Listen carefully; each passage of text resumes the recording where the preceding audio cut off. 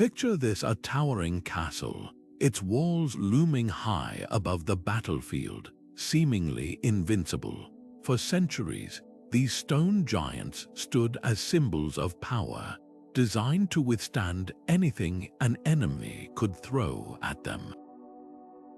But behind every great fortress was an even greater challenge: how to break through. And that's where the true genius of medieval warfare comes to light.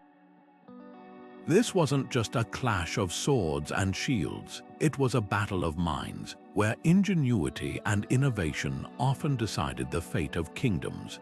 Today, we're pulling back the curtain on the hidden world of medieval siege warfare, revealing 27 astonishing technologies that changed the course of history. These weren't just tools of destruction, they were masterpieces of engineering, born from desperation, creativity, and an unyielding drive to overcome the impossible. Think about the sheer audacity of medieval engineers' men who looked at a castle's towering walls and didn't see a barrier but a puzzle to solve. They dug tunnels beneath the earth, built machines that could hurl boulders the size of horses, and devised tricks so clever they'd make even the most seasoned tactician pause in awe. These weren't just weapons, they were revolutions in warfare, each one tipping the scales in battles that shaped empires. And yet, so many of these breakthroughs have been lost to time, overshadowed by the swords and armor of legend. But today, we're bringing them back into the light. What you're about to discover isn't just a list of ancient gadgets, it's a testament to human ingenuity under pressure. Every invention we'll explore has a story, a moment in history where it turned the tide, shattered expectations, or redefined what was possible. From the terrifying power of the trebuchet to the stealthy brilliance of siege tunnels, each of these technologies holds secrets that will leave you marveling at the minds behind them. So settle in, because by the time we're done, you'll never look at a medieval castle or the art of war the same way again. The age of knights and fortresses was far more than just chivalry and chaos. It was a golden age of innovation, and we're just getting started. The trebuchet wasn't just another weapon, it was a game changer. Imagine a machine so precise it could drop a 200-pound boulder onto a specific tower from nearly 1,000 feet away. That's the kind of engineering brilliance we're talking about. Unlike older catapults that relied on twisted ropes for power, the trebuchet used gravity itself as its driving force. A massive counterweight, sometimes weighing several tons, would swing downward, launching the projectile with devastating force and accuracy. This wasn't just brute strength, it was physics mastered to perfection. What made the trebuchet truly terrifying was its versatility. Sure, it could smash walls with enormous stones, but medieval commanders quickly realized its potential for psychological warfare. They'd load it with rotting animal carcasses or even barrels of quicklime, launching them into besieged cities to spread disease and chaos. Some accounts describe defenders watching in horror as entire sections of their walls crumbled under relentless bombardment, knowing there was little they could do to stop it. The trebuchet didn't just break fortifications, it broke morale. And here's the real kicker: these machines weren't just thrown together on the battlefield. They were carefully designed, often built on site by skilled engineers who calculated every detail, from the length of the throwing arm to the exact weight of the counterbalance. Some trebuchets were so large they required teams of workers just to assemble them, piece by painstaking piece. That's why they became the centerpiece of so many sieges. When a commander wanted to send a message, they didn't just bring a trebuchet, they brought the biggest one they could build. But perhaps the most fascinating part of this story is how the trebuchet evolved. Early versions were traction-powered, pulled by teams of men, but by the 12th century, the counterweight trebuchet had taken over, offering unmatched power and consistency. It became such a dominant force that castles began adapting their designs just to withstand its blows, thicker walls, rounded towers to deflect impacts, even deeper moats to keep these monstrous machines at bay. The trebuchet didn't just change how battles were fought, it changed how castles were built. That's the mark of a truly revolutionary weapon. The battering ram might seem like one of the simplest siege weapons, just a heavy log used to smash gates, but medieval engineers turned it into something far more terrifying.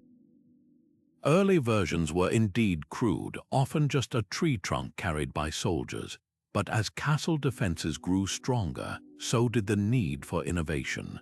By the height of the Middle Ages, the battering ram had evolved into a precision instrument of destruction, wrapped in layers of ingenuity that made it nearly unstoppable. Take the tortoise, for example, a mobile shed built to shield the ram and its operators. These structures weren't just wooden boxes, they were masterclasses in defensive engineering. Covered in fireproof hides soaked in vinegar or wet clay, they could withstand boiling oil, flaming arrows, and even stones hurled from above. Some designs included sloping roofs to deflect projectiles, while others had multiple layers of padding to absorb the shock of impact. Inside, teams of soldiers would swing the ram rhythmically, building momentum with each strike until the gate's hinges groaned and splintered. But the real genius came in the details. Engineers didn't just settle for brute force, they refined it. Some battering rams featured rotating metal heads shaped like spikes or blunt wedges to concentrate the force of each blow. Others were suspended on chains or ropes, allowing the ram to swing freely and hit with even greater power. There are even accounts of rams mounted on wheels, pulled by teams of oxen to deliver earth-shaking impacts. And if the defenders tried to drop obstacles in front of the gate, no problem, many rams had reinforced tips designed to smash through barricades like a knife through parchment. What's truly remarkable is how these innovations forced castles to adapt. Gates became thicker, often lined with iron reinforcements. Drawbridges were designed to be lifted at a moment's notice, and some fortifications added secondary inner gates as a last line of defense. But the battering ram kept evolving too. By the late medieval period, some versions were so massive they required cranes to assemble them on site, a testament to how far this ancient weapon had come. It wasn't just a tool of war, it was a symbol of relentless ingenuity, proving that even the oldest ideas could be reshaped into something revolutionary when the stakes were high enough. Greek fire was more than just a weapon, it was an enigma wrapped in flames, a terrifying secret guarded so closely by the Byzantine Empire that its exact formula died with those who knew it. Imagine facing a substance that clung to everything it touched, burning fiercely even on water, defying all attempts to douse it with sand, vinegar, or blankets. This wasn't just fire, it was a liquid nightmare capable of reducing entire fleets to ash in moments. The Byzantines called it liquid fire, but to their enemies, it was the wrath of heaven made manifest on the battlefield. The true horror of Greek fire lay in its delivery. Byzantine engineers designed specialized brass siphons, often mounted on ships or city walls, that could spew jets of flaming liquid over astonishing distances. Some accounts describe these devices as dragon-headed tubes, roaring to life with a burst of flame that seemed almost supernatural. Other times, the substance was packed into clay pots and hurled by catapults, shattering on impact and engulfing everything in an inescapable inferno. Naval battles turned into scenes of sheer terror, with sailors leaping into the sea rather than face the agony of a death that followed them even into the water. What made Greek fire so revolutionary wasn't just its destructive power, it was the psychological edge it gave the Byzantines. enemies would scatter at the mere rumor of its presence, and entire siege strategies were abandoned for fear of facing it. The Byzantines understood this, using secrecy as much as the weapon itself. Recipes were passed down orally, known only to a select few, and production was hidden away in heavily guarded workshops. Even the ingredients remain a mystery today, though historians speculate it may have involved a mix of crude oil, quicklime, and other volatile compounds. The legacy of Greek fire extended far beyond its flames. It forced naval architects to rethink ship designs, adding wet sails and hidden compartments to counter its threat. It altered the balance of power in the Mediterranean, allowing the Byzantines to hold off invaders against impossible odds. And perhaps most fascinating of all, it became one of history's greatest lost technologies, a reminder that sometimes the most powerful weapons aren't just tools of war, but symbols of the unyielding human drive to innovate in the face of adversity. Siege towers weren't just tools of war, they were feats of medieval engineering that turned the battlefield into a chessboard of moving fortresses. Picture a massive wooden structure, sometimes as tall as the castle walls themselves, slowly rolling forward on heavy wheels or logs, creaking under the weight of dozens of armored soldiers waiting inside. These weren't hastily built scaffolds. They were multi-level war machines, often clad in fire-resistant hides or raw animal skins soaked in water to repel flaming arrows.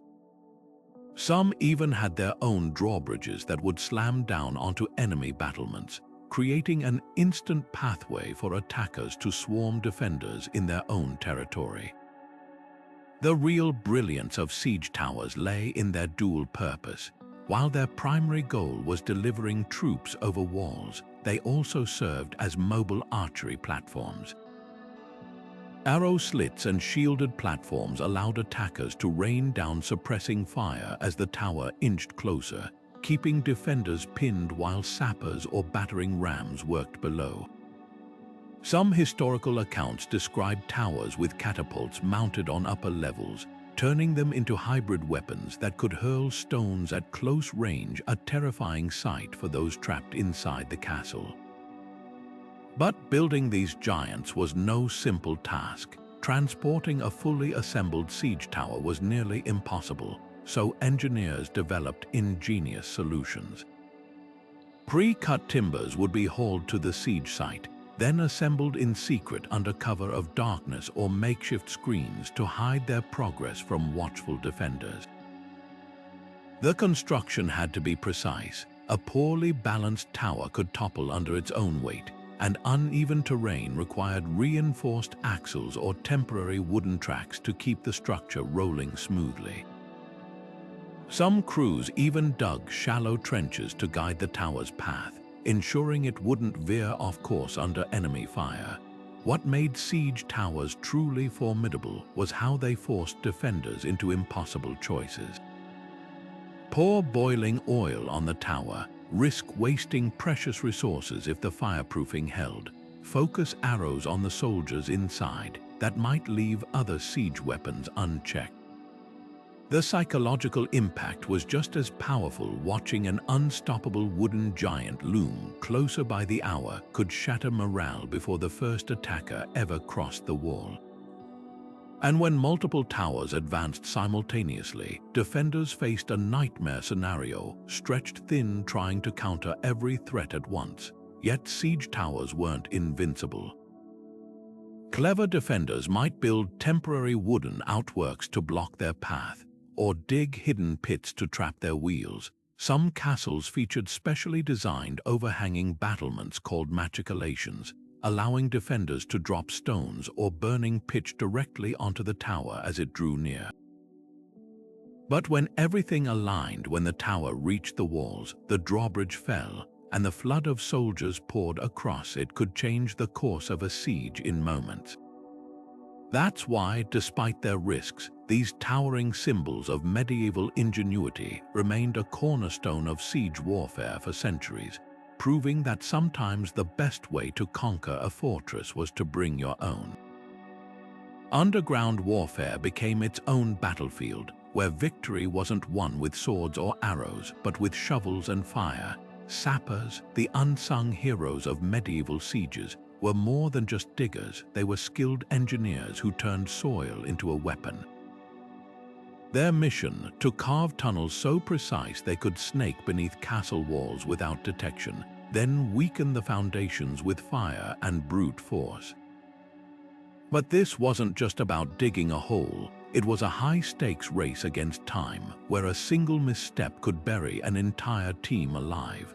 The process began under cover of darkness, with sappers measuring distances to ensure their tunnel would strike directly beneath a critical section of the wall. Using picks and wooden shovels, they inched forward, reinforcing the tunnel with timber supports to prevent collapses. The air grew thick with damp earth and sweat as they worked, knowing that every foot dug brought them closer to either triumph or disaster. Once the tunnel reached its target, the real danger began. Workers stuffed the chamber with bundles of dry wood, animal fat, and sometimes even sulfur, a volatile mix designed to burn hot enough to fracture stone. When ignited, the inferno would consume the wooden supports, causing the tunnel to collapse and, with luck, bring the wall above crashing down in a cloud of dust and rubble. But defenders weren't passive spectators in this underground war. The moment they suspected tunneling, they'd deploy counterminers, their own teams of diggers, listening for the telltale scrape of enemy tools. With only sound to guide them, these defenders would dig intercepting tunnels, aiming to break into the attacker's passage and strike before the trap could be sprung. Clashes in these cramped, pitch-black corridors were nightmares of close-quarters combat, where men fought with picks, knives, and bare hands in spaces too narrow to swing a sword. Some accounts describe defenders flooding enemy tunnels with water or smoke, turning the sappers' own tactics against them. The psychological toll was just as devastating. Besieged garrisons lived in constant dread of the ground beneath them giving way, while sappers faced the terror of cave-ins or suffocation if their air shafts failed. Yet despite the risks, undermining remained one of the most effective siege tactics for centuries. It forced castles to adapt, with some fortresses building deeper foundations or even installing hollow chambers beneath walls to detect vibrations. But perhaps the greatest legacy of these underground battles was how they blurred the lines between engineering and warfare, proving that sometimes the most powerful weapon wasn't strength or speed, but patience, precision, and a shovel. The castle's defenders didn't just wait behind their walls, they turned the very architecture into a weapon. Murder holes, those small openings in ceilings and battlements, weren't just for observation. They became the delivery system for some of the most feared substances in medieval warfare. Picture standing at the base of a castle wall, your shield raised against arrows, when suddenly a scalding black rain pours down from above. Boiling oil wasn't just hot, it clung to skin and armor, seeping through gaps to inflict agonizing burns that could cripple even the hardiest warrior. And if the oil didn't finish the job, defenders might follow it with a torch, igniting the liquid into a firestorm that turned siege ladders and battering rams into funeral pyres. But oil was just the beginning. Pitch, a sticky tar-like substance, was even more terrifying. Unlike oil, it couldn't be easily scraped off once it made contact. It adhered to everything: skin, clothing, wooden shields, and when set alight, it burned with an intense, inescapable heat. Some accounts describe attackers frantically tearing off pieces of their own armor as the burning pitch fused metal to flesh. And then there was quicklime, a caustic powder that reacted violently with water. When dumped onto soldiers below, it could blind them on contact, or, if it mixed with sweat or rain, eat through skin like acid. These weren't just defensive measures, they were psychological weapons designed to make attackers think twice before approaching the walls. The preparation of these substances was almost as gruesome as their use.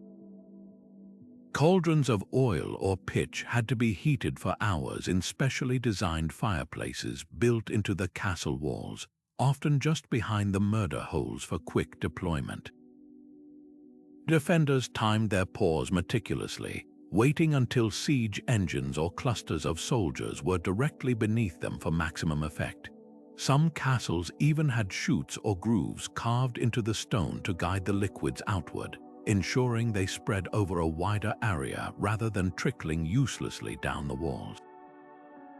What made these defenses so effective was their unpredictability. Attackers never knew when or where the next deadly shower would come from. A siege tower might be seconds from reaching the wall when a cascade of boiling pitch turned its wooden frame into a death trap.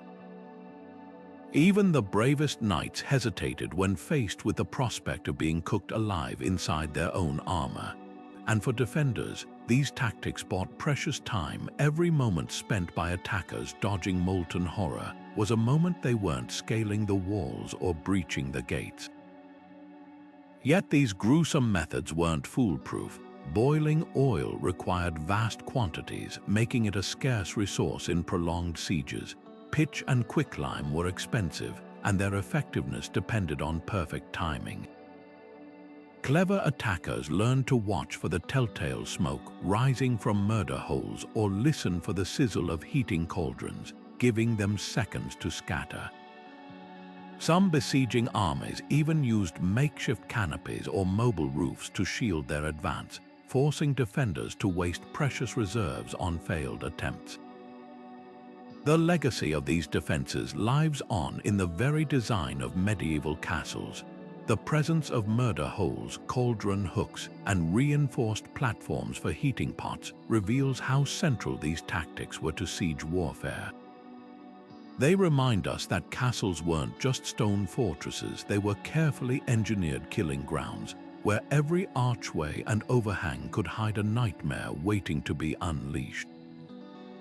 And while the weapons may seem barbaric by modern standards, they were the product of desperate innovation, a testament to the lengths defenders would go to hold their ground against impossible odds. Long before the trebuchet redefined siege warfare, medieval battlefields echoed with the thunderous snap of twisted ropes, the signature sound of Manganals and Onagers in action. These torsion-powered giants were the workhorses of early medieval artillery, proving that raw innovation often thrives in simplicity. Unlike the trebuchet's gravity-driven mechanics, these machines relied on bundles of tightly wound sinew or rope, storing energy like a coiled spring. When released, that pent-up force could hurl stones, fire pots, or even dead animals hundreds of feet with a terrifying whoosh. What made manganals so revolutionary was their adaptability. Need to lob a 40-pound stone over a wall? A mangonel could do it. Want to rain down clusters of smaller projectiles to scatter defenders? Just adjust the payload. Some were even used to fling grappling hooks or ropes into fortress walls, creating makeshift bridges for attackers. The onager, a Roman refinement of the design, took this concept further with its single-arm sling and massive frame, earning its name from the wild donkey's kick, a fitting comparison given the machine's violent recoil. Historical accounts describe crews bracing these machines with heavy timber frames just to keep them from flipping backward upon firing, but these weapons weren't without their quirks. Unlike the trebuchet's consistent counterweight system, torsion engines were temperamental. Humidity could loosen the ropes, and repeated use wore them out, requiring constant adjustments. Aiming was more art than science. A skilled operator might compensate for the unpredictable release by tweaking the torsion bundles by hand, but even then, precision was never guaranteed. Yet that very unpredictability sometimes worked in their favor. Defenders couldn't easily anticipate where the next shot would land, turning every launch into a psychological gamble. The real genius of these machines lay in their logistics. While trebuchets demanded meticulous assembly and specialized materials, a mangonel could be built with little more than wood, rope, and ingenuity. Some sieges saw armies constructing them on site from local timber, adapting designs to whatever resources were available. This made them indispensable for rapid assaults or campaigns far from supply lines. Even as the trebuchet rose to prominence, manganals and onagers remained in use for their portability and ease of repair, proof that in warfare, sometimes the simpler solution outlasts the more advanced one. Their legacy is etched into the evolution of siegecraft. Early castle designs with their high, thin walls were partly a response to the threat of Torsion artillery. And while these machines eventually gave way to the trebuchet's brute force, their influence endured. The principles of stored energy and modular design paved the way for later innovations, bridging the gap between ancient catapults and the engineering marvels that would follow. They remind us that progress in warfare isn't always a straight line. Sometimes it's a series of wild, unpredictable leaps, much like the flight path of an onager's stone. The Counterweight Trebushet didn't just improve siege warfare, it rewrote the rules entirely. Before its arrival, armies relied on traction trebuchets, where teams of soldiers pulled ropes to launch projectiles. But the moment engineers replaced human sweat with the relentless pull of gravity, everything changed. By harnessing the precise, predictable force of counterweights, these machines could hit harder, farther, and with terrifying consistency. Picture a swinging arm weighted with thousands of pounds of stone or lead, dropping like a pendulum to send a boulder the size of a barrel crashing through castle walls half a mile away. That's the kind of raw power we're talking about, power that didn't tire, didn't falter, and never demanded rest. What made the counterweight system so brilliant was its adaptability. Engineers could tweak the weight's mass or adjust its position along the arm to fine-tune each shot. Need to lob a lighter projectile deeper into enemy territory. Shift the counterweight higher, want maximum force to crack a fortified gate. Add more mass and let physics do the rest. This wasn't just a weapon. It was a precision instrument capable of delivering anything from crushing boulders to clusters of smaller stones designed to scatter defenders like skittles. Some accounts even describe trebuchets launching barrels of burning tar or rotting carcasses to spread chaos and disease behind enemy lines. The psychological impact was just as devastating as the physical damage. Defenders watching from the walls knew that each creak of the trebuchet's winding mechanism meant another chunk of their fortress could be seconds from annihilation. Unlike arrows or battering rams, there was no dodging or blocking a 200-pound stone hurtling through the air at lethal speed. And when these machines were deployed in batteries lined up to bombard a single section of wall relentlessly, the effect was catastrophic.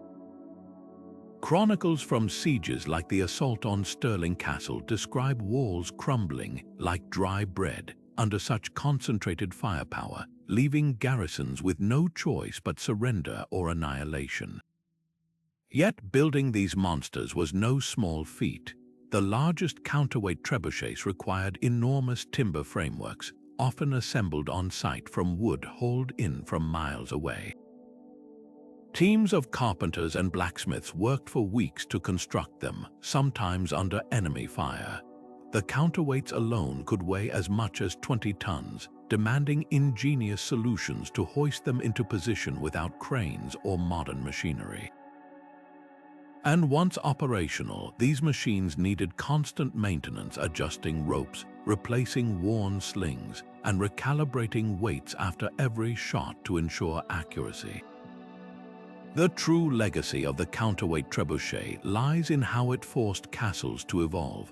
Architects began designing thicker, rounded walls to deflect projectiles, while underground chambers were added to detect the vibrations of sappers trying to undermine weakened sections.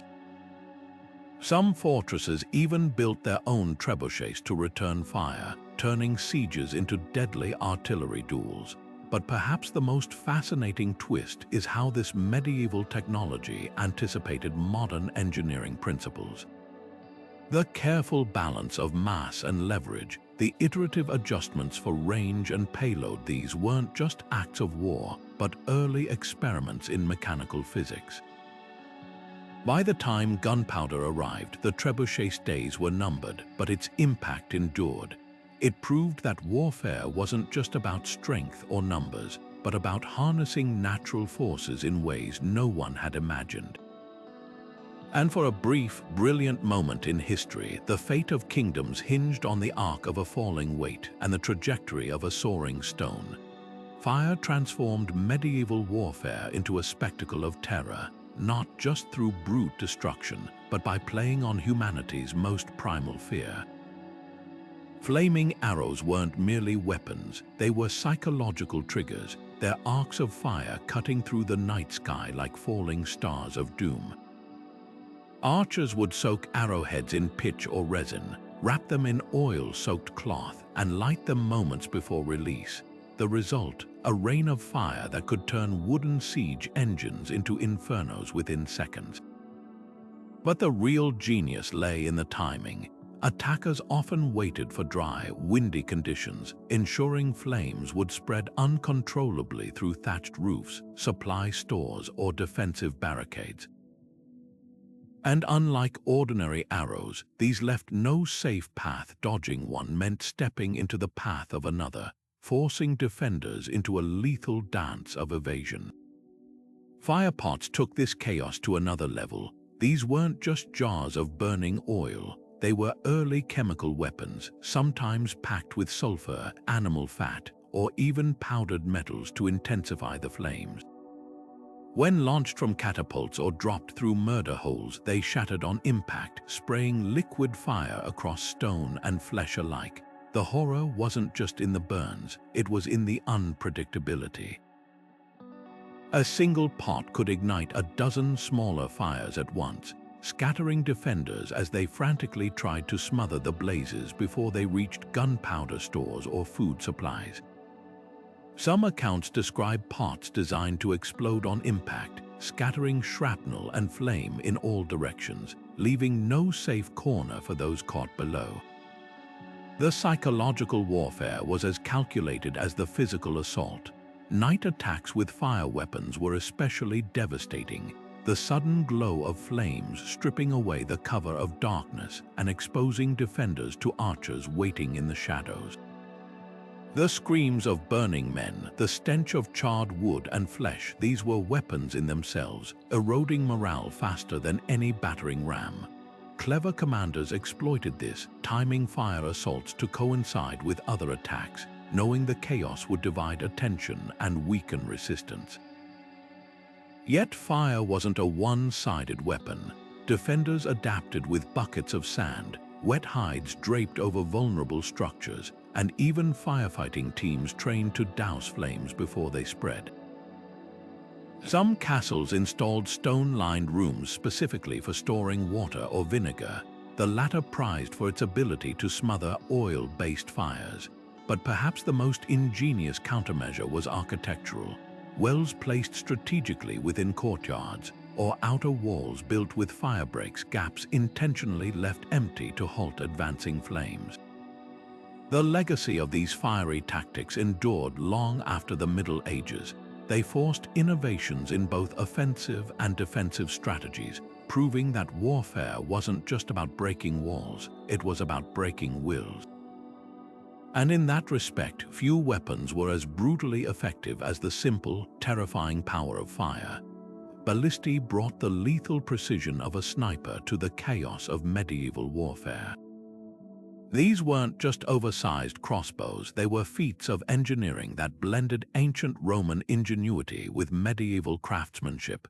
Picture a machine so exact it could skewer a single knight through his armor from 300 yards away, or punch a stone projectile through a castle's wooden gate with surgical force. While trebuchets and catapults relied on overwhelming power, Ballisti mastered the art of accuracy, turning siege warfare into a deadly game of chess where one well-placed shot could change everything. The secret to their deadly efficiency lay in torsion power bundles of tightly wound sinew or horsehair that acted like coiled springs. When released, these bundles snapped back with incredible force, launching projectiles along a flat, predictable trajectory. Unlike the arcing shots of catapults, ballistae fired straight and true, making them perfect for targeting specific weak points in walls or picking off high-value enemies like commanders or engineers. Some versions even featured adjustable mechanisms to fine-tune range and angle, giving operators the ability to adjust their aim with almost modern rifle precision. On the battlefield, ballistae served dual roles. Offensively, they could soften defenses before an assault, systematically dismantling battlements or destroying siege engines with carefully aimed volleys.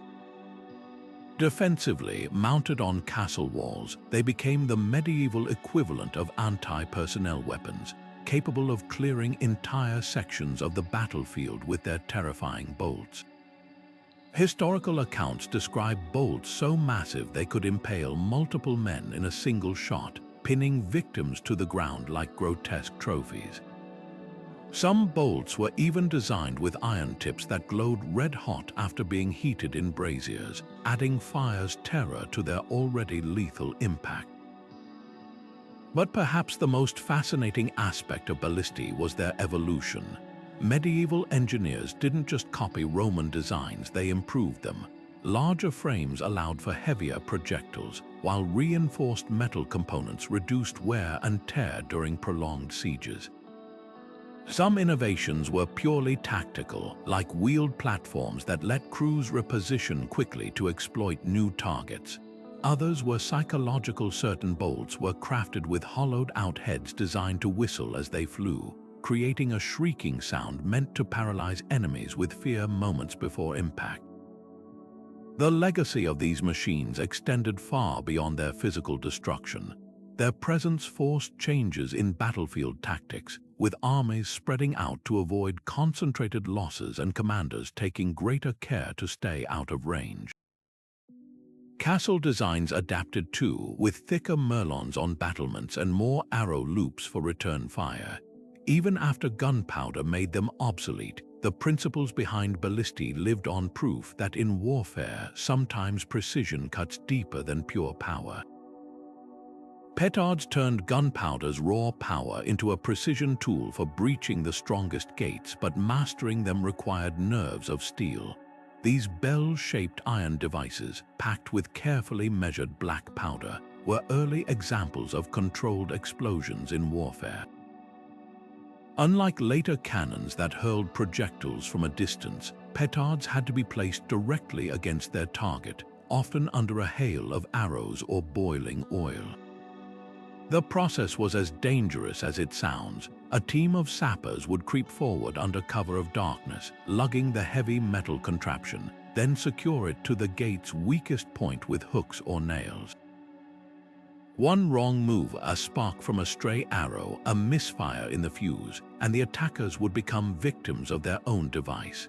That's where the phrase, "hoist with his own petard," comes from, literally meaning blown up by the very bomb you set. What made petards so effective wasn't just their explosive force, but their surgical precision. A well-placed charge could splinter a gate's iron hinges or crack a wooden drawbridge along its grain without leveling the entire structure. This gave attackers a crucial advantage. They could breach defenses quickly while preserving the castle's infrastructure for their own use once captured. Some accounts describe petards being used in tandem with battering rams, first weakening a gate with explosions, then finishing the job with brute force. Others tell of diversionary attacks drawing defenders to one section of the walls while sappers planted petards elsewhere, exploiting the chaos to strike where least expected. The psychology behind these devices was just as calculated as their engineering. The mere threat of a petard could force defenders to abandon key positions, knowing that standing near a gate when it detonated meant certain death.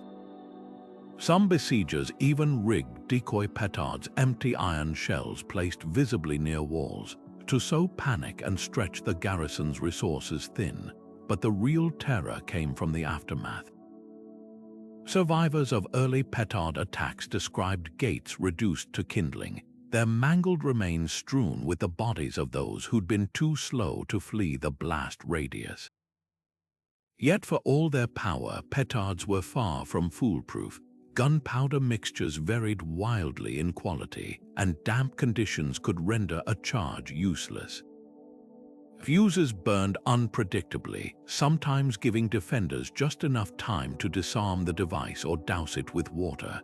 And the petardiers themselves, they were often the bravest or most desperate soldiers in the army, working under unimaginable pressure with no guarantee of survival. Theirs was a trade where success meant breaching the enemy's last line of defense, and failure meant becoming a cautionary tale. The petard's legacy lives on in more than just a Shakespearean phrase. It marked a turning point in siege warfare, proving that even the mightiest fortifications could be undone by a few pounds of powder and a well-timed spark. More importantly, it foreshadowed the coming age of gunpowder dominance, where explosives wouldn't just assist sieges, they would redefine them entirely. Siege hooks and grappling irons turned nighttime into an ally for attackers, proving that sometimes stealth could outmaneuver even the mightiest fortress walls.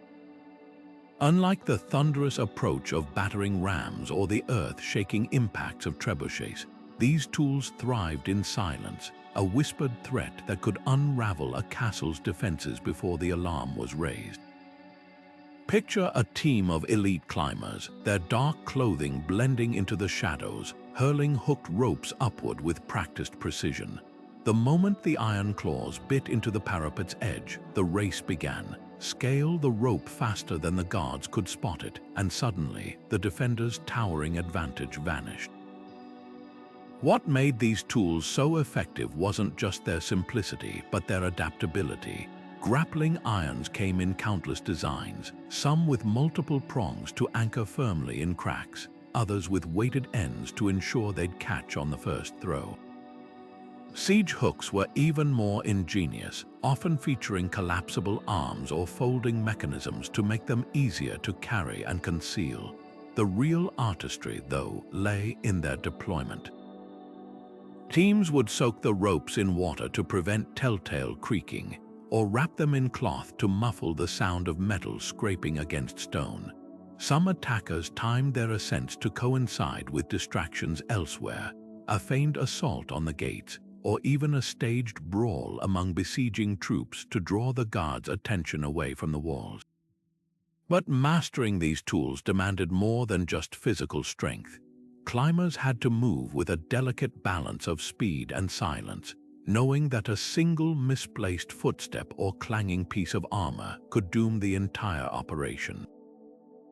Historical accounts describe elite units training for months, scaling practice walls blindfolded to simulate nighttime conditions, or learning to climb one-handed while holding a dagger in their teeth. The stakes couldn't have been higher. Those who slipped often met gruesome ends, either dashed against the rocks below or speared mid-climb by defenders who'd learned to watch for the faintest tremor of a rope. Defenders, of course, weren't helpless against these covert threats. Castles incorporated subtle design features to thwart climbers. Overhanging parapets called hoardings made it impossible to swing hooks onto the battlements, while smooth, polished stone near the tops of walls left no purchase for grappling iron.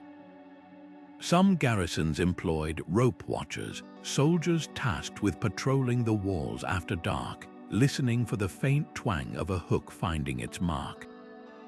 Others kept cauldrons of sand or quicklime ready to pour down on climbers, blinding them or weighing down their ropes until they snapped under the strain. The legacy of these silent killers lives on in modern siege tactics. Special forces still train in stealthy infiltration, proving that even in an age of drones and satellites, the principles of surprise and precision remain timeless. And while siege hooks may seem primitive compared to trebuchets or petards, they represent something far more enduring: the understanding that in warfare, sometimes the quietest tools leave the loudest impact. Belfries were the medieval equivalent of a tactical strike force, smaller than traditional siege towers, but far deadlier in their ability to exploit a castle's weak points at lightning speed. Unlike their lumbering cousins that required days of assembly, these compact wooden structures could be rolled into position with startling agility, often catching defenders off guard just as they were scrambling to counter other threats. Picture a team of soldiers pushing a wheeled tower shrouded in wet hides, its height carefully calculated to match a specific section of the wall where defenders were thinnest. While trebuchets and battering rams drew all the attention, the belfry would strike like a dagger in the shadows. The genius of these mobile towers lay in their modular design. Many could be disassembled and transported in pieces, then rebuilt rapidly under cover of darkness or smoke. Some featured collapsible upper levels that only extended at the last moment, minimizing their profile until the critical instant. Others had adjustable gangplanks that could bridge gaps of varying widths, ensuring attackers didn't waste precious seconds fumbling with ropes or ladders once they reached the wall. Historical accounts describe belfries arriving silently on greased logs or concealed behind makeshift screens, their approach masked by the chaos of a feigned retreat or diversionary artillery barrage. Timing was everything. A well-executed belfry assault often coincided with the defender's most vulnerable moment, perhaps when they were clustered to repel a battering ram or exhausted from extinguishing fires. The psychological shock of seeing an enemy tower suddenly loom over a supposedly secure section of wall could unravel even disciplined garrisons, and unlike siege towers, which were too massive to reposition mid-battle, belfries could be wheeled to new targets if the initial attack faltered, forcing defenders to divide their already stretched forces. But speed came with trade-offs. The lighter construction made belfries more susceptible to fire, and their narrow bases required perfectly level ground to prevent toppling. Clever defenders exploited this by digging hidden trenches or scattering caltrops along likely approach routes. Some castles even kept reserves of powdered lime or heated sand to dump onto belfries mid-ascent, blinding and burning the attackers inside. Yet when everything aligned, when the tower reached the wall unseen, the gangplank dropped smoothly and the first wave of soldiers surged across. The results were devastating. What makes belfries so fascinating isn't just their tactical brilliance, but how they reflect the evolving art of siegecraft. They prove that medieval warfare wasn't just about brute force, but about finesse, about finding the perfect moment to turn a castle's strengths into weaknesses. In the hands of a skilled commander, even the smallest wooden tower could become the thread that unraveled an entire defense. Flamethrowers in medieval warfare weren't just weapons. They were instruments of pure terror, turning castle corridors into tunnels of living nightmare. These early incendiary devices, though primitive compared to modern versions, harnessed the same primal fear that fire has always provoked. Picture a team of attackers advancing through a gatehouse, only to be met with a sudden jet of liquid flame roaring from a handheld siphon. The operator, shielded behind a metal nozzle, would pump furiously, sending streams of Greek fire or boiling pitch splattering across armor and flesh alike. Unlike arrows or swords, this was a weapon that couldn't be blocked with a shield once ignited. The clinging flames turned soldiers into writhing torches, their panicked screams echoing off the stone walls as they tried in vain to smother the unquenchable fire. The true horror of these devices lay in their strategic use. Gatehouses and narrow passageways became perfect killing zones where a single burst could incapacitate dozens at once. Defenders knew that holding these choke points meant risking an agonizing death, forcing them to abandon positions that were otherwise easily defensible. Some accounts describe attackers using the chaos to their advantage, timing flame attacks to coincide with battering ram assaults, so defenders would either stay and burn or retreat and let the gates fall. The psychological impact was immeasurable. The mere sight of a siphon team advancing could trigger mass panic, with soldiers breaking formation rather than face the flames. But operating these weapons was a gamble with death. One misplaced spark or ruptured container could turn the operator into their own victim, and the volatile mixtures required constant agitation to prevent separation. Teams carried buckets of sand as emergency suppressants, knowing all too well how quickly their advantage could become their doom. The fuels themselves were closely guarded secrets. Some recipes included quicklime that ignited on contact with water, while others used thickened oils that clung relentlessly to whatever they touched. Defenders developed brutal countermeasures. Archers specifically targeted siphon operators, knowing that taking out one man could neutralize the entire threat. Some castles installed hidden sluice channels in gatehouse ceilings, allowing defenders to flood passages with water at a moment's notice, not just to douse flames, but to destabilize the fuel mixtures in enemy devices. Others kept stocks of wet hides or vinegar-soaked blankets ready to smother fires before they spread. The legacy of these early flamethrowers lives on in the scorch marks still visible on some ancient fortress walls, silent testaments to battles where fire decided fates in seconds. They remind us that medieval warfare wasn't just about strength or numbers, but about mastering the elements themselves, turning even the air between combatants into a weapon. And in that regard, few tools were as brutally effective as the simple, terrifying power of directed flame. Camouflage and deception turned medieval sieges into grand illusions, where the line between reality and trickery could mean the difference between victory and slaughter. Commanders understood something profound. Sometimes the most powerful weapon wasn't steel or fire, but the enemy's own imagination. Take fake retreats, for example.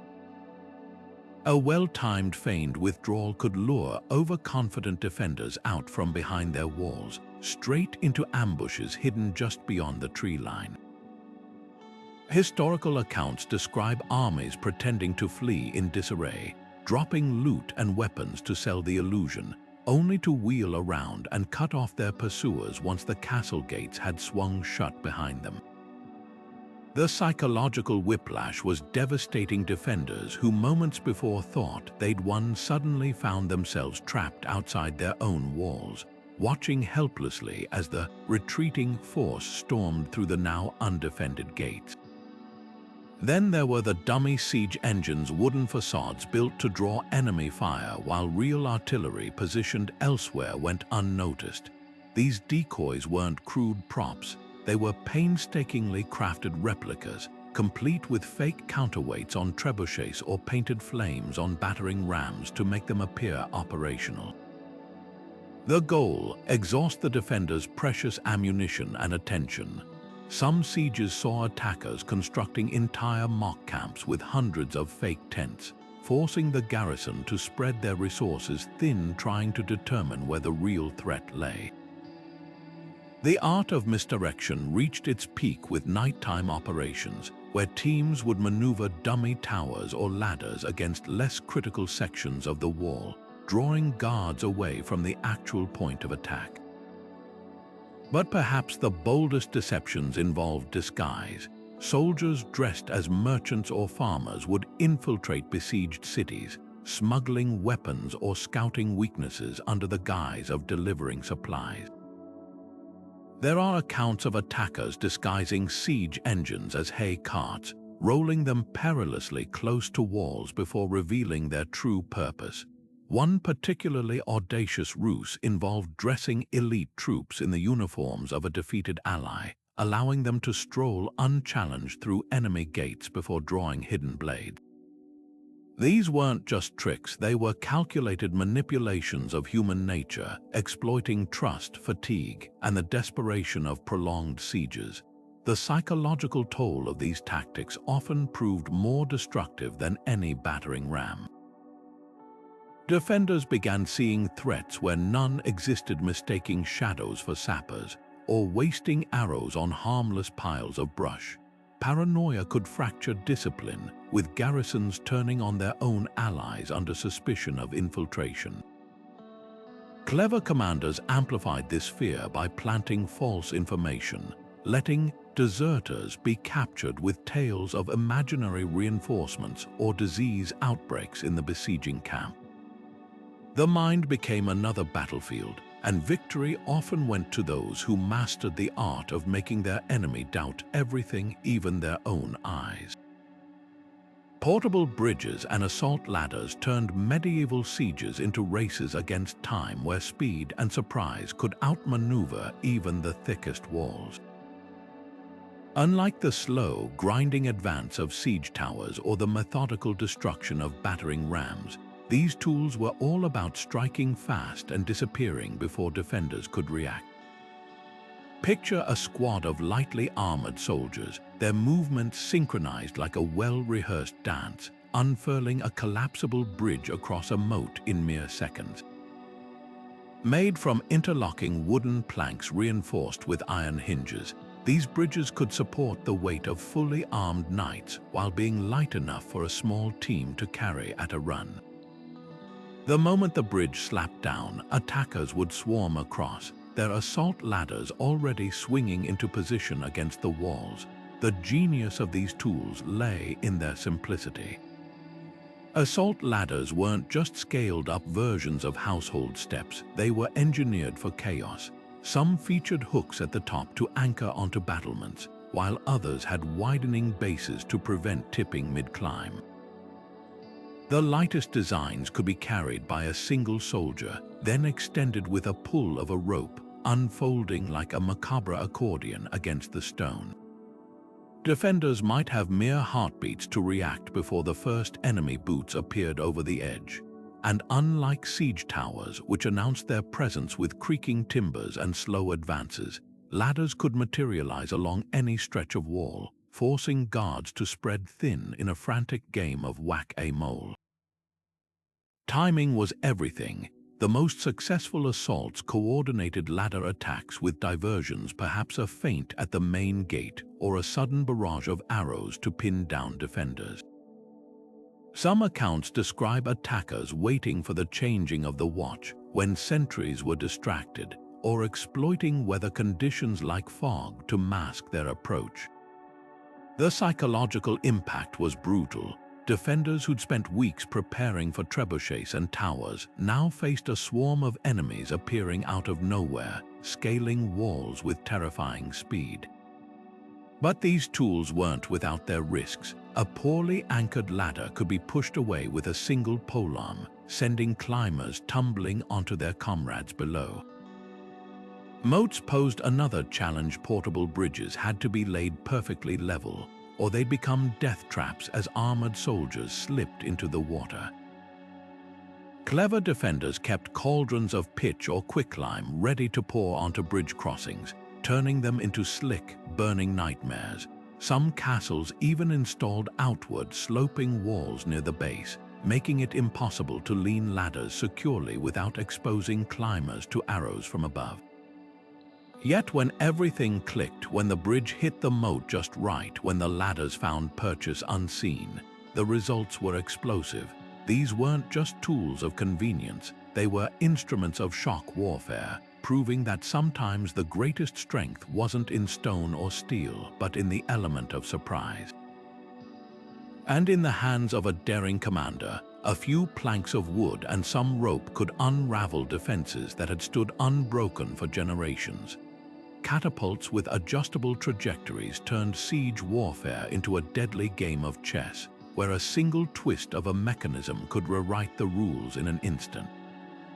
Unlike fixed-angle engines that fired along predictable arcs, These innovative machines allowed operators to tweak their range and impact point on the fly, sometimes mid-volley.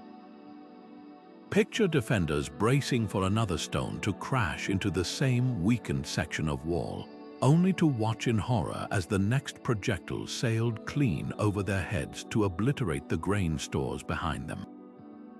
That element of surprise was priceless, forcing garrisons to defend every inch of their fortress simultaneously, never knowing where the next blow would land. The secret to this adaptability lay in two key innovations.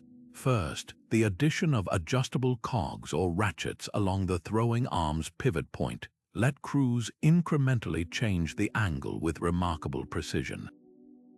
A few turns might shift the impact zone by dozens of yards, enough to target a vulnerable gatehouse instead of a reinforced tower. Second, some designs incorporated sliding counterweights that could be moved along the arm's length, altering both power and trajectory without disassembling the entire machine. This meant a single catapult could alternate between lobbing heavy stones at close-range walls and launching lighter projectiles deep into the castle's interior, depending on where defenders showed weakness. One particularly clever variant, the Springled, used twisted skeins of rope that could be tightened or loosened between shots.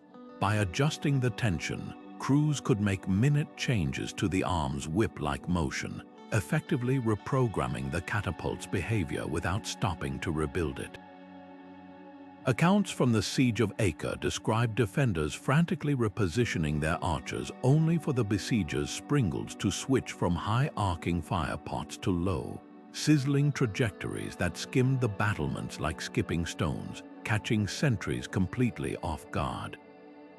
The psychological toll of these unpredictable machines was as devastating as their physical damage. Defenders couldn't establish safe zones or concentrate repairs, knowing the rules of engagement might change with the next whoosh of the throwing arm. Some besiegers exploited this uncertainty, intentionally firing several ranging shots at different angles to map out defenses before suddenly concentrating fire on whichever area showed the weakest response. Others used the adjustments to bypass defenses entirely, arching projectiles over outer walls to pummel the inner keep where commanders had assumed they were safe. Yet mastering these variable catapults demanded extraordinary skill. Engineers had to account for wind speed, payload weight, and even the machine's own wear and tear when making adjustments. A miscalculation could send precious ammunition harmlessly into a moat or, worse, arcing backward into friendly troops. The best operators kept detailed logs, noting how each tweak affected performance, essentially creating medieval ballistic tables centuries before standardized artillery formulas existed. What makes these adjustable machines so fascinating isn't just their mechanical ingenuity, but how they foreshadowed modern warfare's emphasis on adaptability. In an era when most siege engines were one-trick ponies, these catapults proved that flexibility could be more valuable than raw power, a lesson that would echo through military history long after the last stone was hurled. Siege saws and boring tools turned brute force into surgical precision, proving that sometimes the quietest weapons could inflict the most damage. Unlike the thunderous battering ram or the earth-shaking trebuchet, these devices worked in near silence, just the rhythmic scraping of iron teeth gnawing through wood under cover of darkness. Picture a team of sappers pressing massive two-man saws against a castle's reinforced gate, their movements synchronized to avoid the telltale squeal of stressed timber. Or imagine augers, essentially giant corkscrews, methodically boring into palisades, their spiral blades churning out wood chips as they carved pathways for attackers to slip through. These weren't just tools, they were instruments of calculated sabotage, exploiting the very materials defenders relied on for protection. The real genius of siege saws lay in their deceptive simplicity. Some designs featured reinforced blades with backward-facing teeth to prevent binding, while others had adjustable frames to accommodate different thicknesses of wood. Teams would often work in shifts, with fresh soldiers taking over to maintain steady pressure without fatigue-induced mistakes. Historical accounts describe crews muffling the saws with cloth or animal fat to dampen sound, turning what should have been a noisy operation into something barely audible over the wind. And when time was critical, some saws were fitted with rope pulls, allowing multiple men to operate them simultaneously, transforming a stealthy grind into a rapid, coordinated assault on the wood's grain. Augers took this subterfuge further. These massive drills, sometimes powered by crank mechanisms, could bore holes large enough for a man to crawl through in minutes. But their true tactical value came from how they destabilized structures without immediate detection. A series of carefully placed holes might weaken a gate just enough for a single well-placed kick to send it splintering inward. Other times, attackers would pack the fresh boreholes with flammable material, turning the auger into a prelude to an inferno. The psychological impact was profound. Defenders might only realize their walls had been compromised when smoke began seeping through seemingly solid timber, or when enemy soldiers materialized from gaps that shouldn't exist. Yet these tools demanded more than just muscle. Successful use required intimate knowledge of wood grain and joinery techniques. Sappers had to identify the weakest points in a gate's construction, perhaps where vertical planks were joined by horizontal braces, and time their cuts to avoid alerting guards during routine patrols. Some accounts describe defenders countering by embedding metal strips or stone fragments within wooden barriers, snapping saw blades or jamming augers mid-operation. Others lined gate interiors with wet clay or algae-slicked surfaces to make cutting tools slip unpredictably. What makes these mechanical marvels so fascinating isn't just their effectiveness, but how they represent a shift in siege tactics, from overwhelming force to precision engineering. In the right hands, a simple saw blade could achieve what hours of hammering might not, proving that in medieval warfare, sometimes the sharpest mind cut deeper than the sharpest sword.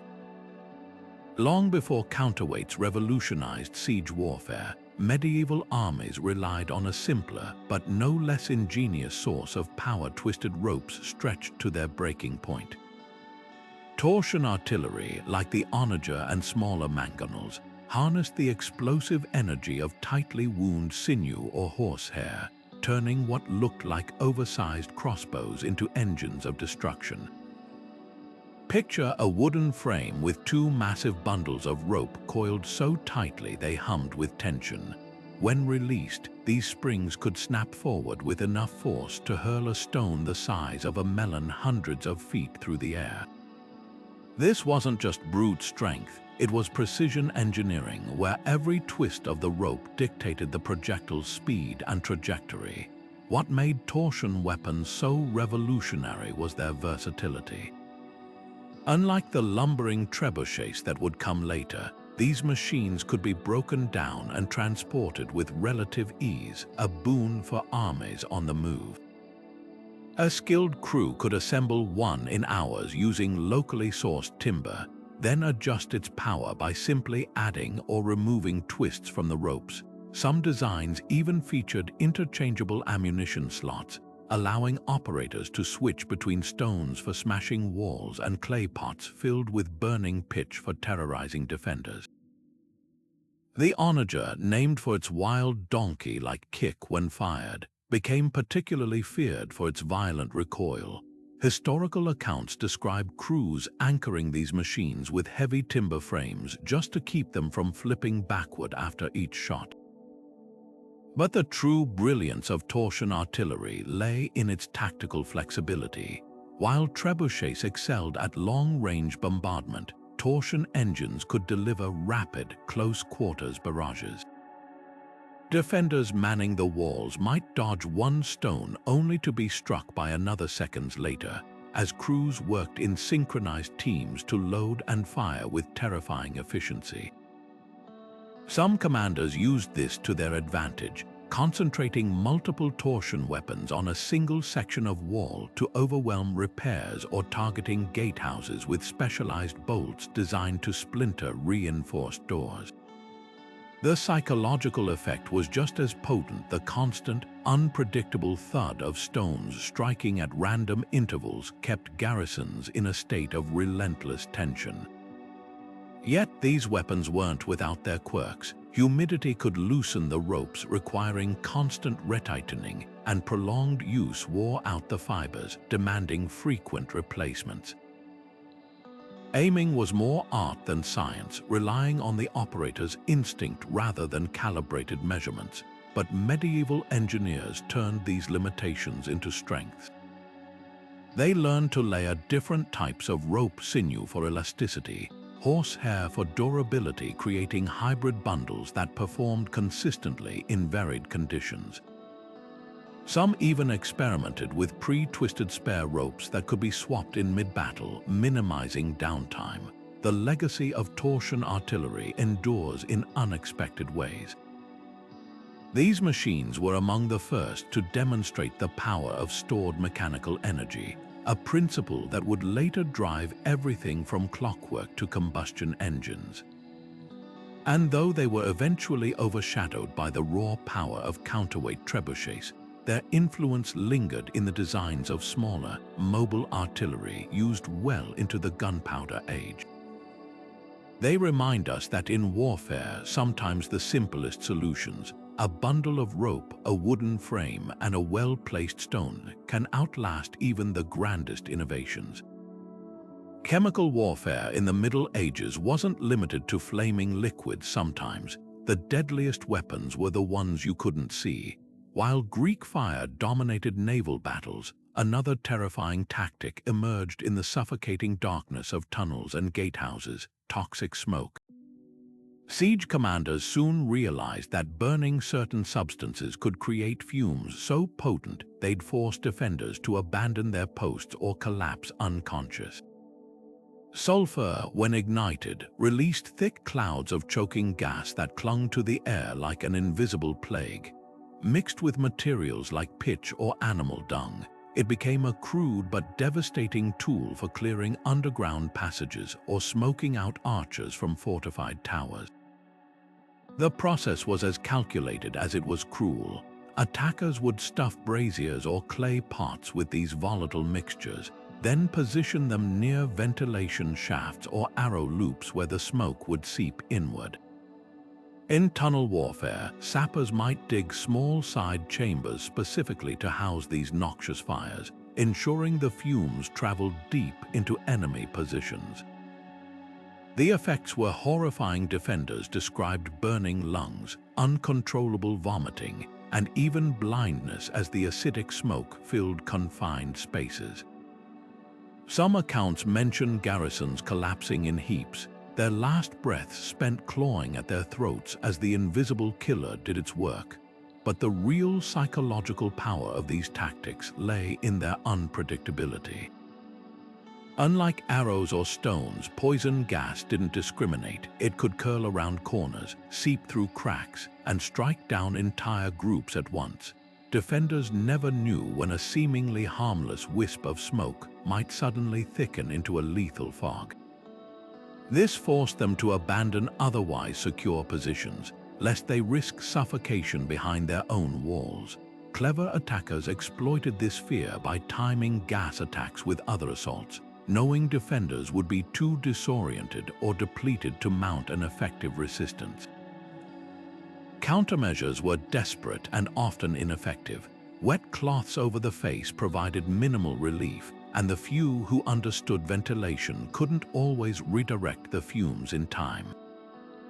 Some castles installed hidden air shafts or designed gatehouses with sloping floors to let heavier gases drain away.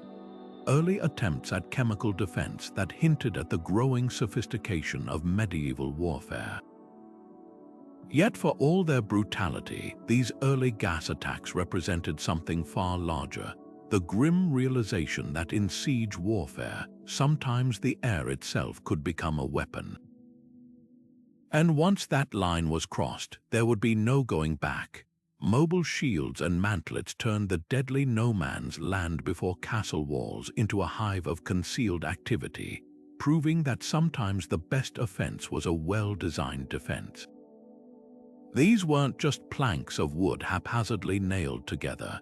They were mobile fortresses in miniature, engineered to withstand everything from flaming arrows to crossbow bolts traveling at bone-shattering speeds.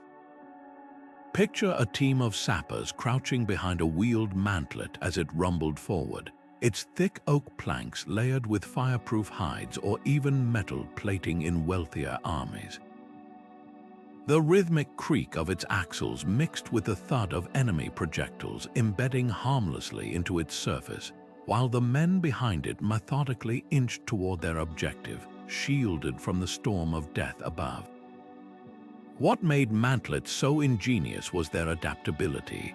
Some designs featured angled roofs to deflect stones dropped from battlements, while others had narrow arrow slits that allowed defending archers to return fire without exposing themselves.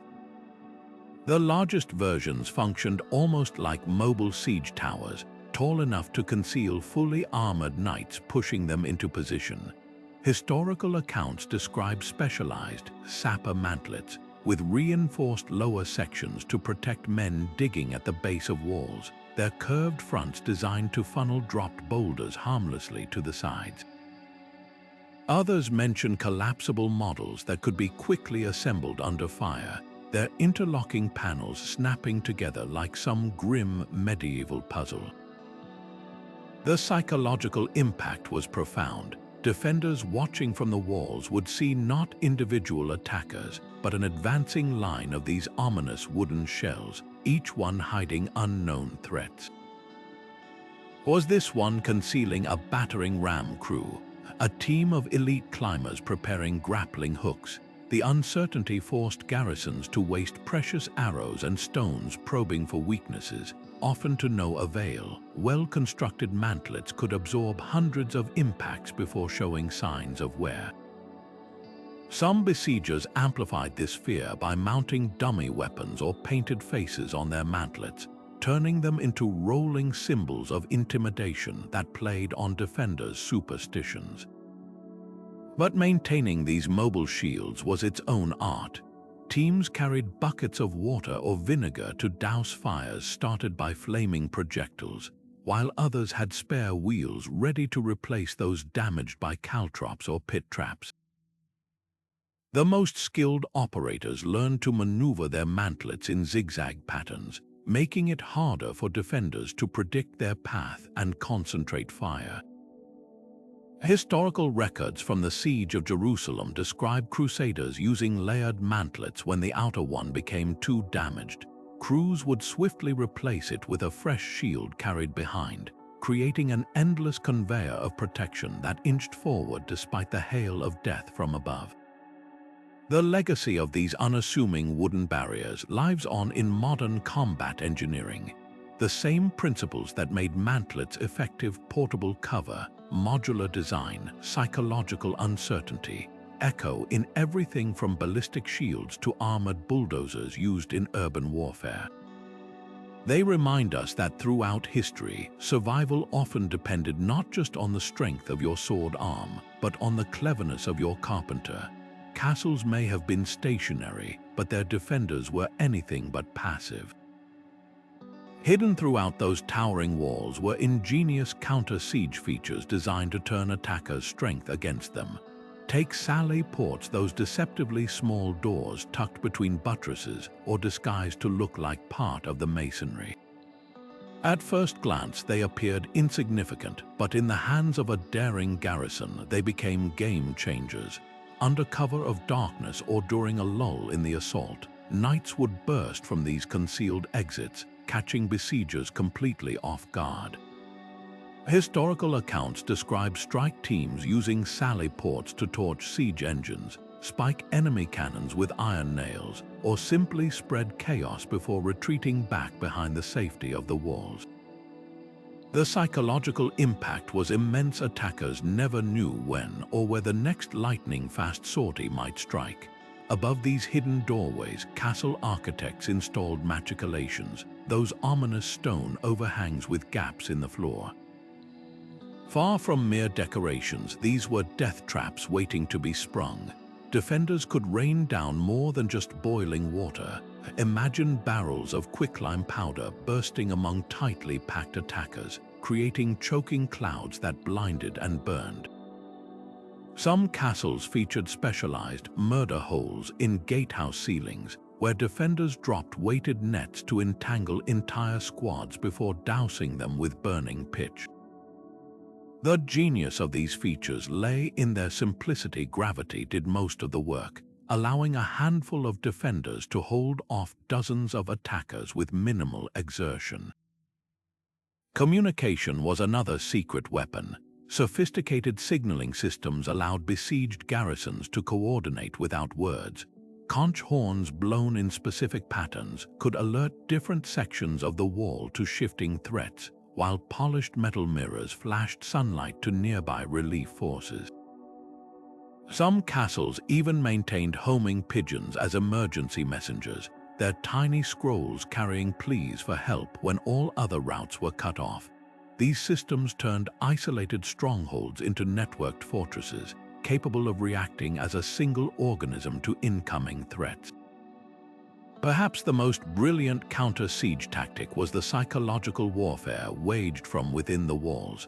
Defenders would stage elaborate ruses, dressing corpses in officers' armor and parading them along the battlements to feign strength, or catapulting spoiled food into enemy camps with taunting notes about their generosity. One famous account describes a garrison lowering baskets of silver coins to besiegers, pretending to negotiate surrender, only to fill the next basket with rabid dogs. These mind games eroded attackers' morale while buying precious time for reinforcements to arrive.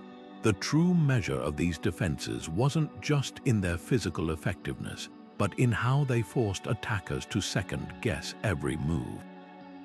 A castle wasn't just a pile of stones. It was a thinking, reacting adversary that could strike back in ways no invading army could fully anticipate. And in that uncertainty lay the defender's greatest advantage. The success or failure of a siege often hinged on secrets whispered in shadowy corners long before the first catapult was ever assembled. While trebuchets and battering rams dominated the battlefield, the most powerful weapon might have been nothing more than a servant's loose tongue or a merchant's carefully observed details. Spies and scouts operated in that dangerous gray space between armies, where a single piece of intelligence could mean the difference between a months-long stalemate and a swift, bloodless victory. These shadow warriors didn't wear armor or carry banners. Their tools were disguise, memory, and the ability to vanish into a crowd without a trace. Consider the case of a well-placed kitchen servant inside a besieged castle. While nobles debated strategy in the Great Hall, this seemingly insignificant worker might note which granaries were nearly empty, which sections of the wall had cracks hidden beneath fresh mortar, or which guards drank themselves into stupors each night. Such details, passed to besiegers through coded messages or hidden drops, could transform an impregnable fortress into a house of cards. Historical accounts describe spies timing their reports to coincide with lunar phases, leaving markings on specific trees, or even using laundry hung from windows to signal vulnerabilities. The best operatives weren't just observers, they were psychologists skilled at gauging defender morale by the slump of a sentry's shoulders or the desperation in a commander's voice during nightly rations. Scouts provided the other half of this invisible warfare. While spies infiltrated, scouts mapped, charting every ditch, hidden spring, and abandoned mine shaft around a castle's perimeter. Their work turned the landscape itself into a weapon. A forgotten well might become a sapper's tunnel entrance. A dry stream bed could conceal an approaching siege tower. Some scouts specialized in night geography, memorizing terrain features blindfolded to navigate during blackout assaults. Others posed as pilgrims or peddlers to sketch defenses from privileged angles, counting arrow loops and measuring wall thicknesses with nothing but a practiced eye and a concealed notched stick. The psychological dimension was just as critical. Clever commanders used their intelligence networks to spread disinformation, perhaps leaking false plans to trigger premature defensive preparations that exhausted the garrison. One famous ruse involved a besieging army accidentally dropping fake casualty lists where enemy scouts would find them, convincing defenders that relief forces had been annihilated. The resulting collapse in morale sometimes achieved what months of bombardment could not. Yet for all their value, these shadow operatives walked a razor's edge.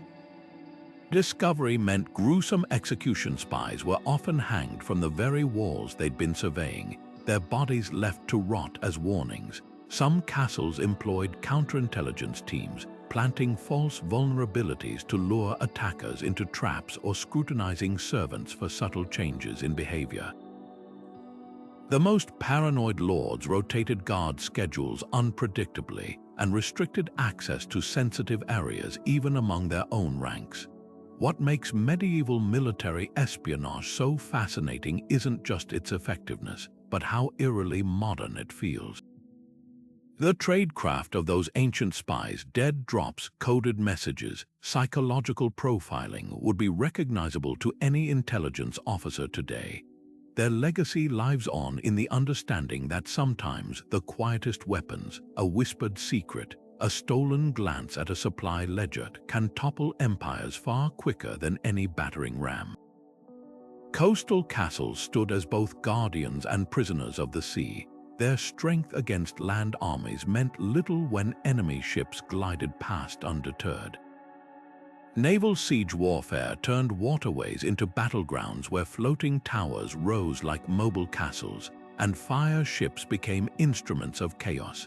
Picture a wooden behemoth bobbing on the waves, its armored sides bristling with archers, its height carefully calculated to overmatch harbor defenses.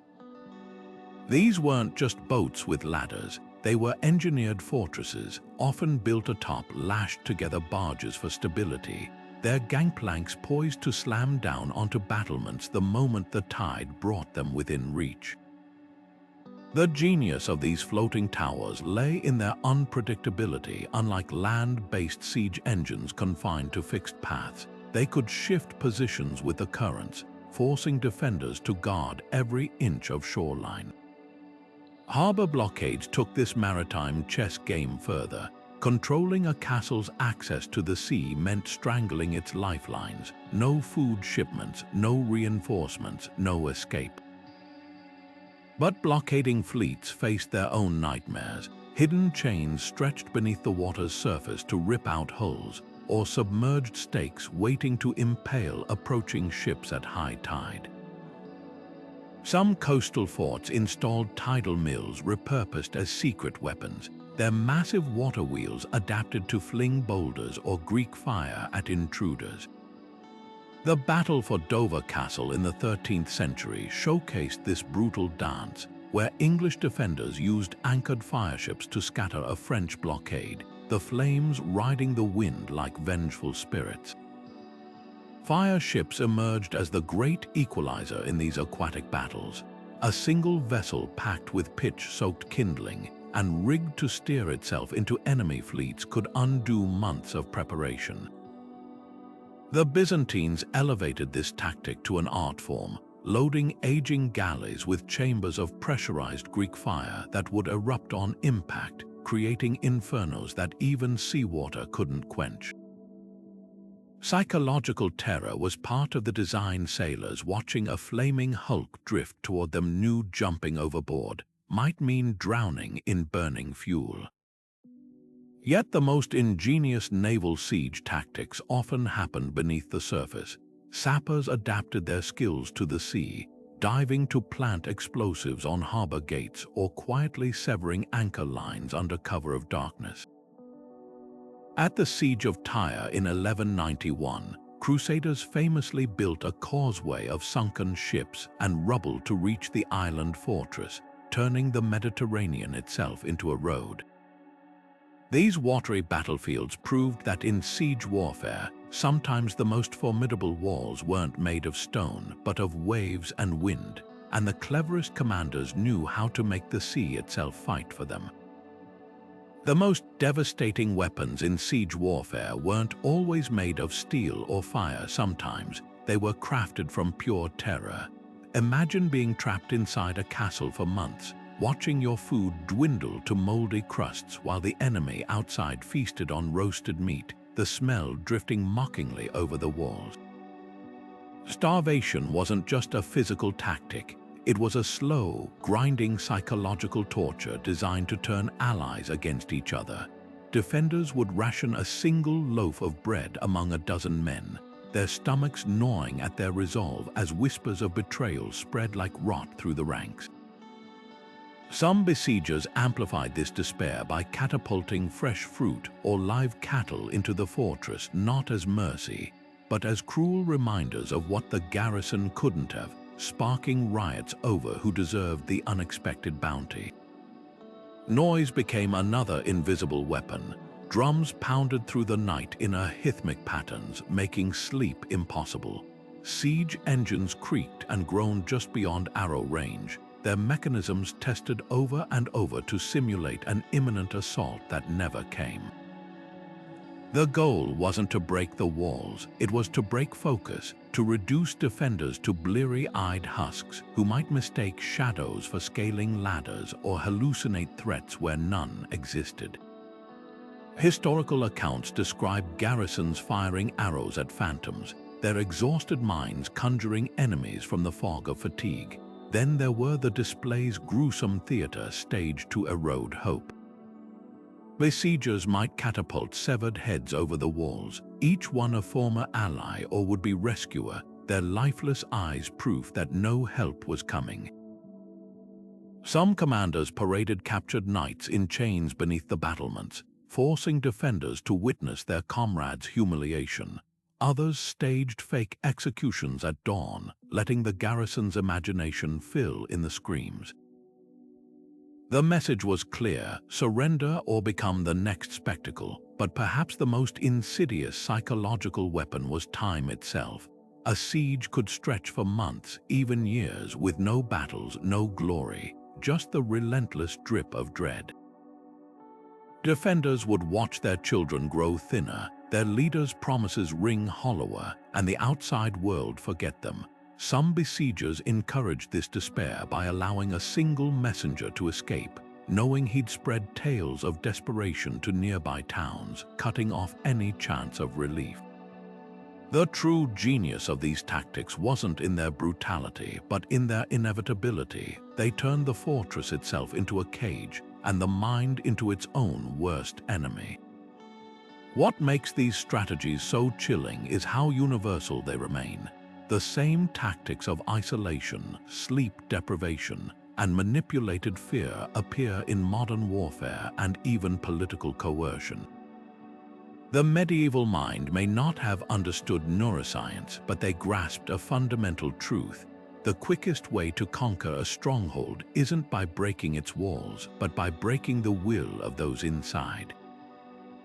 And in that respect, the silent war of nerves often proved more decisive than any trebuchet's blow. Legacy isn't always measured in centuries. Sometimes it's etched into the very DNA of how wars are fought. While modern battlefields may have traded trebuchets for tanks and castle walls for concrete bunkers, the shadow of medieval siegecraft looms larger than most realize. Take the concept of psychological warfare, perfected by those medieval commanders who hurled rotting carcasses over walls or staged fake retreats. Today's militaries still deploy these same tactics, swapping disease-riddled animals for propaganda broadcasts and feigned withdrawals for drone swarms designed to confuse enemy radar. The tools have evolved, but the goal remains unchanged. Break the enemy's will before the first shot is even fired. consider the siege tower's spiritual successor, the armored personnel carrier. Both were designed to solve the same fundamental problem: how to move fighters safely across deadly open ground. Medieval engineers clad their towers in fireproof hides. Modern ones use composite armor and reactive plating. The principles of mobile cover, adaptable design, and rapid deployment haven't disappeared, they've just upgraded their materials.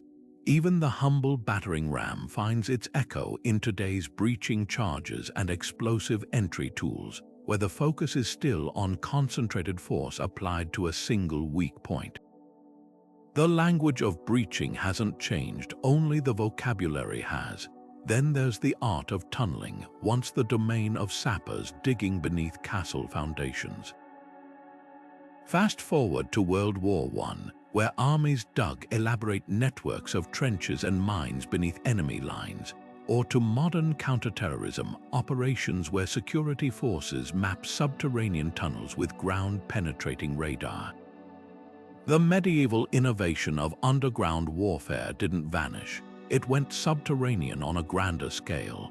Even the concept of siege parallels, those encircling fortifications built to trap defenders, reappeared in the 20th century as armies constructed elaborate blockade lines around contested cities. Perhaps the most enduring legacy lies in logistics.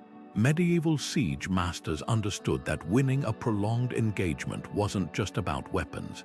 It was about supply chains, morale, and endurance. Today's militaries still grapple with these same challenges, whether maintaining forward operating bases or keeping aircraft carriers stocked at sea.